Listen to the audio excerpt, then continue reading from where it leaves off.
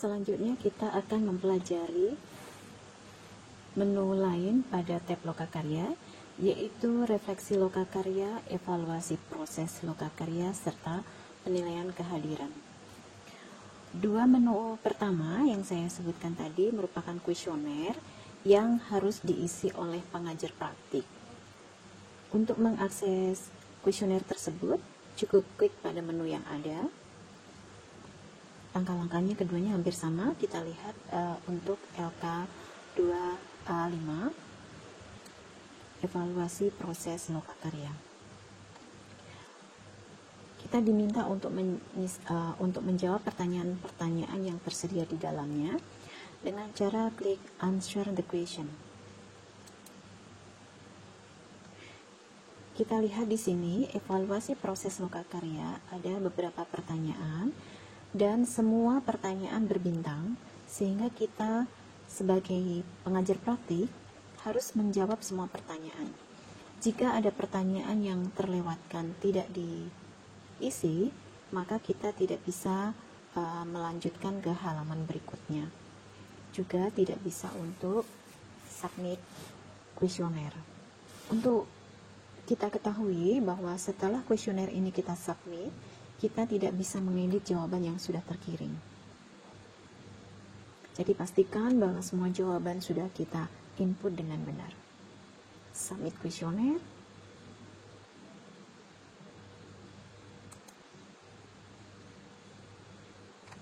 Akan ada ucapan terima kasih setelah melengkapi kuesioner. Kemudian kita melihat ke menu berikutnya. Menu berikutnya yaitu adalah penilaian kehadiran dan keaktifan di lokakarya 2. Untuk melihat isinya, aktivitas ini berupa assignment. Kita lihat, kita klik pada menu yang tersedia. Kita sebagai pendamping diminta memberikan penilaian kehadiran dan keaktifan peserta selama mengikuti lokakarya. Nah, sebelum memberikan grade pada masing-masing CGP yang kita dampingi, kita harus melihat bahwa aktivitas ini adalah aktivitas yang visible group. Artinya, kita hanya bisa mengakses pada grup kita sendiri, grup kita. Jadi pastikan kita tidak salah memilih grup kita. Misalnya, Bapak Samsudin, maka Bapak Samsudin hanya bisa menilai CGP pada grup Bapak Samsudin sendiri, yaitu CGP yang didampingi oleh Bapak Samsudin. Oke, pastikan grupnya tepat. Kemudian di sini ada grading kriteria ya, yang akan kita gunakan sebagai patokan dalam memberikan penilaian kepada peserta. Kita klik grade. Oke, di sini sebagai contoh Bapak Samsudin memiliki 8 CGP atau mungkin nanti kita lihat 8 atau 7. Jika di sini angka yang muncul hanya 1, 1 of 1 atau kurang dari CGP yang kita maksud, maka kita harus mengecek pada filter ke daftar peserta. Caranya adalah kita klik kembali ke assignment di sini, kita klik di sini. Oke. View all submission, dan pastikan bahwa view all submission ini tidak ada filternya. Filternya misalnya di sini kita hanya memilih peserta yang berhuruf awal F seperti ini. Maka nanti ketika kita melakukan penilaian, kita klik grade, yang muncul hanya peserta yang huruf awalnya F. Sekali lagi, pastikan filternya tepat. Kalau kita ingin menilai semua CGP yang ada dalam pendampingan kita, maka pastikan first name-nya adalah all, surname-nya adalah all. Dengan begitu, semua nama pada grup kita akan muncul di kelas kita. Oke, kita klik grade. Jadi di sini tetap ada 8. Misalnya kita akan memberi nilai kepada peserta dengan nama Fajriyatun Rohmah, maka kita pilih nama yang kita maksudkan. Kemudian untuk memberikan penilaian, kita cukup mengklik grade itu. Seandainya Ibu Fajriyatun hadir, maka kita pilih poin hadir di sini, kita klik.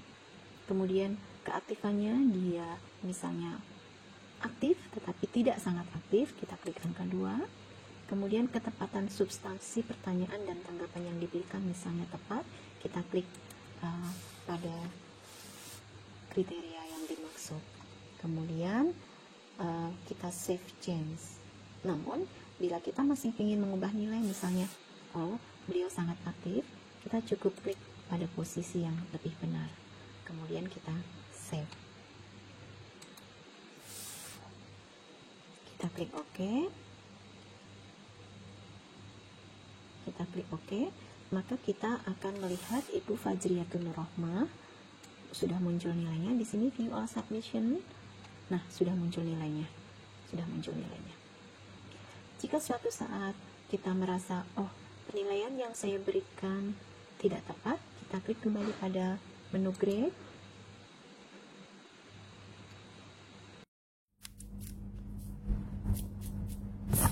Untuk mereset nilai, misalnya kita dalam memberikan nilai menyadari ada kekeliruan, misalnya seharusnya CGP ini belum saya nilai tapi terlanjur saya nilai. Untuk meresetnya cukup kita klik 1 kali pada bagian yang sudah kita nilai sehingga menjadi warna merah. Kemudian kita klik save change, kita klik OK, dan akan muncul bahwa yang bersangkutan belum mendapatkan nilai. Seperti itu. Dan demikian tadi cara memberikan nilai pada kehadiran peserta dalam lokakarya. Bapak Ibu, sebagai informasi tambahan, ketika peserta tidak bisa hadir dalam lokakarya karena alasan yang bisa diterima, untuk kolom kehadiran tetap kita isi 0 karena memang tidak hadir. Kemudian keaktifan dalam diskusi bisa kita berikan poin antara 0 sampai 3 dengan cara pendamping memfasilitasi diskusi kepada CGP tersebut, entah melalui virtual meeting, entah melalui diskusi melalui WA.